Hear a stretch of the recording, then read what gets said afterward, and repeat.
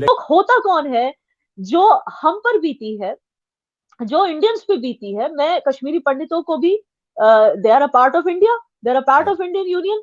जो बिल्कुल। उनको, जो उन पर बीती है वो हर एक इंडियन पे बीती है, हर एक कश्मीरी पे हम्म। बीती है।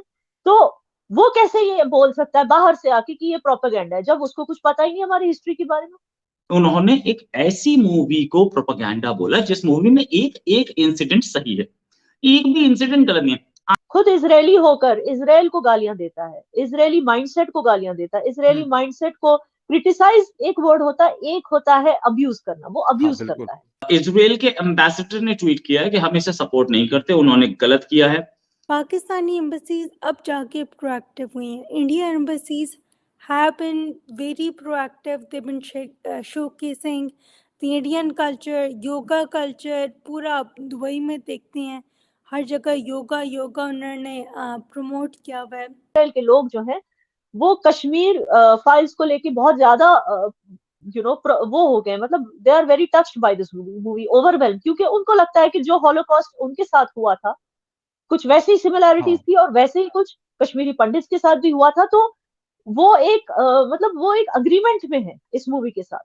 अफगानिस्तान में आप समझते हैं कि टीटीपी वाले जो हैं उन्होंने सीज फायर जो था वो खत्म कर दिया। उन्होंने कहा जी बहुत हो गया, खाली बैठे बैठे बोर हो गए होंगे ना। हम पाकिस्तान की हर सिटी में जो है वो उन्होंने अपने मिलिटेंट्स को कह दिया कि जी अटैक्स कीजिए। ये हम जीसीसी के साथ फ्री ट्रेड एग्रीमेंट क्यों नहीं कर पा रहे, जबकि इंडिया जो है that is getting closer with the UAE on ITU to $100 billion bilateral trade.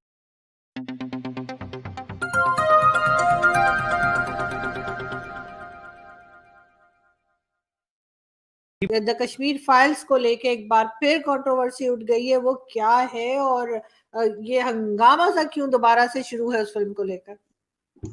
देखिए, इंडिया में एक फिल्म फेस्टिवल चल रहा है, उस फिल्म फेस्टिवल में एक ज्यूरी थी इंटरनेशनल अवार्ड्स के, उसमें ज्यूरी में के हेड जो थे नदाफ लपिड, उन्होंने बोला कि कश्मीर फाइल्स एक ऐसी मूवी है जो कि किसी इस कंपटीशन में आने लायक नहीं थी। ये मूवी जो है ये प्रोपेगेंडा है, ये वल्गर है, और ऐसी चीजें बोलने के बाद उनको हेवी क्रिटिसिज्म का सामना करना पड़ रहा है चारों ओर से। अपनी गवर्नमेंट ने भी उनको क्रिटिसाइज किया है। इजराइल के एम्बेसडर ने ट्वीट किया है कि हम इसे सपोर्ट नहीं करते, उन्होंने गलत किया है। गवर्नमेंट ने लेटर भेजा इंडियन गवर्नमेंट को, मतलब दोनों कंट्रीज के बीच में रिलेशन एकदम थ्रेशोल्ड पे आ गए थे, और दोनों गवर्नमेंट, मतलब इंडियन गवर्नमेंट ने तो रिएक्ट ही नहीं किया, उस पर 24 घंटे से ऊपर हो चुके, इंडियन गवर्नमेंट ने कोई रिएक्ट नहीं किया।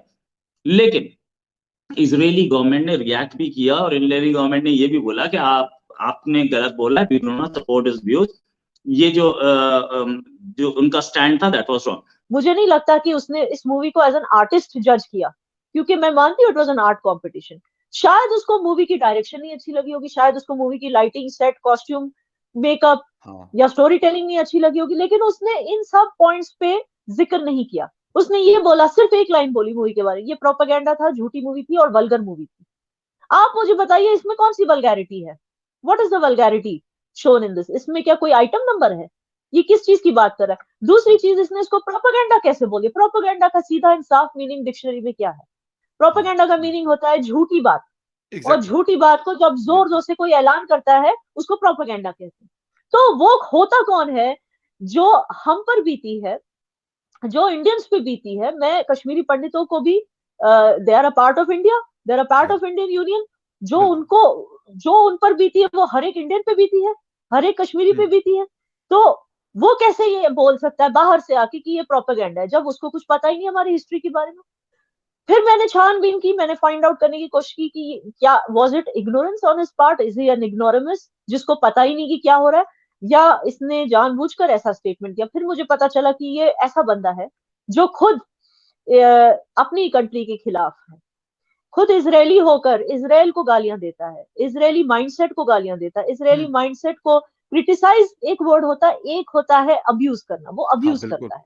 फर्क है दोनों में। ठीक है, दोनों में फर्क है। वो अपनी ही कंट्री को जब इज्जत नहीं देता, तो जिन कंट्रीज को उसकी कंट्री सपोर्ट करती है, जैसे इजराइल, आपने नोटिस किया होगा इजराइल के लोग जो हैं वो कश्मीर फाइल्स को लेके बहुत ज्यादा वो हो गए, मतलब they are very touched by this movie, overwhelm, क्योंकि उनको लगता है कि जो हॉलोकॉस्ट उनके साथ हुआ था कुछ वैसी सिमिलैरिटीज हाँ। थी और वैसे ही कुछ कश्मीरी पंडित के साथ भी हुआ था। तो वो एक मतलब वो एक अग्रीमेंट में है इस मूवी के साथ, his whole country on the whole. तो मुझे लगता है कि वो अपनी कंट्री को बिलिटिल करने के लिए, क्योंकि उसको अपनी आइडेंटिटी और अपनी कंट्री से प्रॉब्लम है, तो तब उसने जाके इतना पॉलिटिकल स्टेटमेंट दिया उस स्टेज पे जहां पे उसको एज अ फिल्म जूरी जाना था। उसने एक पॉलिटिकल स्टेटमेंट उस स्टेज को यूज किया to give out a political statement. हम मिडिल ईस्टर्न ममालिक को सिर्फ कश्मीर के लेंस ही देखते रहे हैं कि हमें इनकी जरूरत है कि जब इंडिया के खिलाफ मार्च खड़ा करना हो तो चलो इनको साथ ले आओ, और बाकी टाइम जो है वो आप उधर देखते रहो फॉर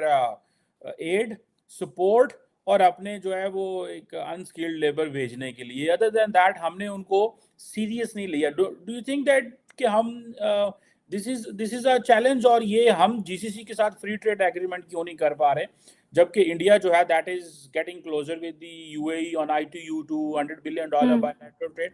तो जरा इस पे बताया कि हम कहाँ खराब हो गए और इंडिया कहाँ से जो है वो मिडिल ईस्ट के करीब आ गया। अब तो उन्होंने they change the middle eastern countries position on Kashmir as well. So what Pakistan has done शुरू से, and ये एक बहुत बड़ा वीक पॉइंट रहा है कि एक तो हम लोगों ने हमेशा, हम किसी भी बायलैटरल ट्रिप पे जाते रहे हैं मिडल ईस्ट में, तो हमने हमेशा उनको सबसे पहले आते ही कश्मीर इशू। देखें, बात यह है कि Kashmir is our problem and nobody will help us fight it. So we can't expect, हमारी जो एक्सपेक्टेशंस रही हैं गल्फ कंट्री से, they have not been realistic. We can't expect them or anyone else to fight with us for Kashmir. It's our issue, we have to fight it on our own.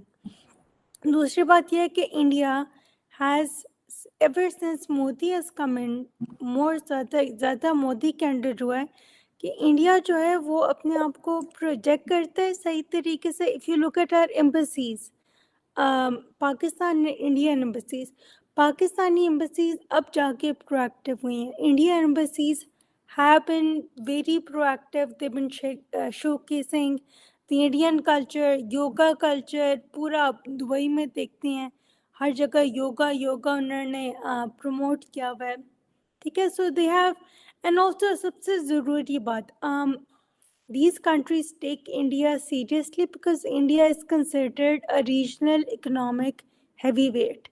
Pakistan is an economic lightweight, उसको कोई serious नहीं लेता। पाकिस्तान को देखते हैं वो समझते हैं या तो ये कश्मीर के लिए आया है या पाकिस्तान हमसे लोन्स लेने आया है। हम लोग को कैपेसिटी, पाकिस्तान में कैपेसिटी बहुत ज़्यादा, पोटेंशियल बहुत ज़्यादा है, but we have not leveraged that to the best extent. और अगर तुम लोग नए हो तो सब्सक्राइब करो, वो जो लाल वाला बटन है उस पर फूट फेंक के मारो या फिर मोमबत्ती, मुझे नहीं पता, बस क्लिक हो जाना चाहिए।